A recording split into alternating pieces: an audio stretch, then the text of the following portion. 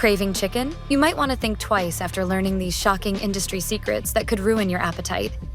Nearly all chickens sold in grocery stores, 99.9%, come from factory farms, where they often endure harsh conditions. In these facilities, large numbers of birds are confined to cramped spaces, sometimes in cages barely larger than their own bodies, severely restricting their movement. According to a 2022 USDA agriculture census, chickens now account for over 90% of all land-based animal farming, driven by a shift toward chicken consumption since the mid-90s. This form of factory farming is not exclusive to the U.S. Similar practices are used in poultry farms globally, subjecting chickens to comparable inhumane conditions. I've seen birds left for dead for days on end. Animal rights organizations like PETA and the ASPCA often highlight the cruelty faced by chickens on factory farms. Disturbing footage of overcrowded enclosures and birds confined to small cages vividly illustrates the harsh living conditions these animals endure. The smell is just putrid death. Farm operators argue that factory farming is essential for maximizing profits and ensuring a steady supply of chicken for stores. Labels like cage-free, free-range, and pasture-raised are often used to market chicken as more humane or ethically raised, but these terms can be misleading. Each one refers to different farming practices, and the distinctions are crucial. Cage-free chickens, for example, are typically not confined to the small cages commonly used in factory farming, but they may still be overcrowded in barns. Free-range chickens, according to the USDA, must have continuous free access to the outside during their growing cycle. However, this outdoor access can vary significantly, sometimes offering only a small door for chickens to poke their heads through. Pasture-raised chickens are supposed to have more significant access to the outdoors, with defined space requirements, 108 square feet per bird, and they are often free to roam during the day and confined at night for safety. The challenge with these labels is that there is no consistent standard. While some organizations like Humane Farm Animal Care, HFAC, provide more detailed criteria, such as requiring 2 square feet of space for free-range chickens and outdoor time for at least 6 hours per day, the USDA's regulations are less strict. Though certification by third-party organizations is encouraged, it remains voluntary, leaving consumers with little guarantee of actual humane practices. In factory farming, keeping chickens tightly confined in large groups is a breeding ground for disease. To combat this, antibiotics are often used to prevent outbreaks and save sick chickens. However, the good news is that the antibiotics used during farming do not end up in your meal. Before chickens are slaughtered, they undergo a withdrawal period to allow any trace of antibiotics to clear their system, and testing ensures that no antibiotics are present when the chicken reaches stores. So, the chicken you buy is technically antibiotic-free, regardless of brand. However, the issue lies in the overuse of antibiotics in farming, which contributes to antibiotic resistance. Bacteria, such as E. coli, have evolved to resist the effects of these drugs, posing a growing threat to both animals and humans. This resistance makes it harder to treat infections and creates a public health concern that affects us all. Superbugs are a problem that's getting worse globally. Activists argue that improving farming practices could reduce the reliance on antibiotics. Without change, factory-farmed chickens remain vulnerable, increasing the risk of antibiotic-resistant superbugs that could eventually be untreatable by existing medications.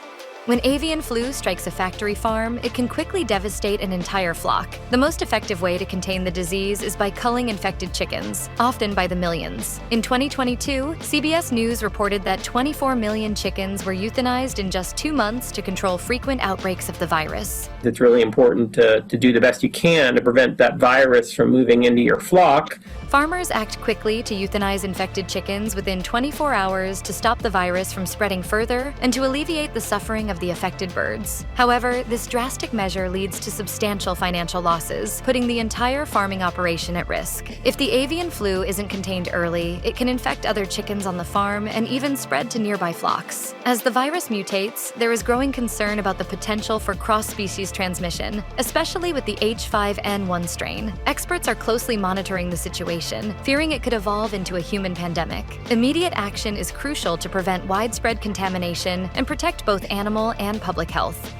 A common misconception about the chicken industry is the widespread use of growth hormones to make chickens larger. Many people assume that the growing size of chickens is the result of hormone injections, especially with the public awareness of hormone use in beef production. However, the truth is that the USDA banned the use of hormones in chicken farming back in the 1950s. Despite this regulation, a 2015 survey by the National Chicken Council revealed that more than 80% of Americans still believe that chickens were injected with steroids or growth hormones.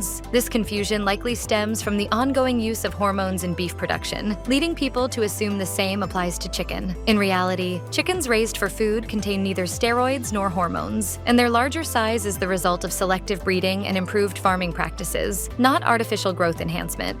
Did you know that the UN estimates 70 billion chickens are killed every year for food? That's right, billion with a B. With a global population of around 8 billion people, this means each person, on average, consumes more than 8 chickens annually. In 2022, the US sold 168 million chickens, generating $74.7 million in sales, according to the USDA. To meet this massive demand, producers breed chickens in overcrowded, inhumane conditions. With the global population steadily increasing, the need for chicken is expected to rise, further intensifying the strain on both animal welfare and production systems. Running a commercial chicken farm requires more than just land, feed, and medicine. It also demands a significant amount of water. The water footprint of Food Guide reveals that it takes an eye-opening 520 gallons of water to produce just 1 pound of chicken. For comparison, producing a pound of corn only requires 148 gallons. So, a 3-pound pack of chicken breasts can represent over 1,500 gallons of water usage. While this might seem high, it's actually less than the 1,850 gallons needed for 1 pound of beef. In the grand scheme of things, chicken farming is relatively more water efficient compared to other animal-based food production.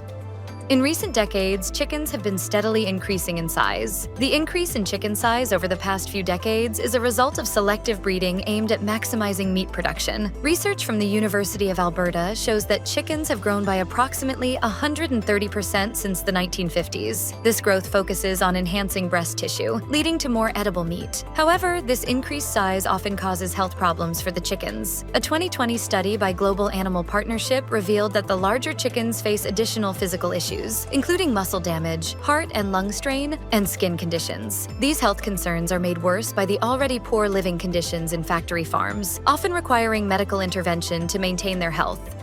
Bacteria contamination in grocery store chicken is often a result of the slaughtering process, though the seriousness depends on the specific microbe. Even cooked chicken can harbor unsafe bacteria, leading to millions of pounds of chicken being recalled by producers, often under USDA orders. Roughly 30% of chicken sold in stores may be contaminated with dangerous bacteria like salmonella. While thorough cooking typically eliminates these risks, significant food recalls still happen to ensure consumer safety, leading to vast amounts of chicken being discarded. When chicken is recalled, consumers are usually advised to either throw it away or return it. But what happens to the returned meat? In many cases, the tainted products are incinerated or sent to landfills, following local regulations. Due to the large volumes involved in some recalls, considerable space and careful disposal methods are required to prevent public exposure to harmful bacteria, ensuring safety for both humans and animals alike.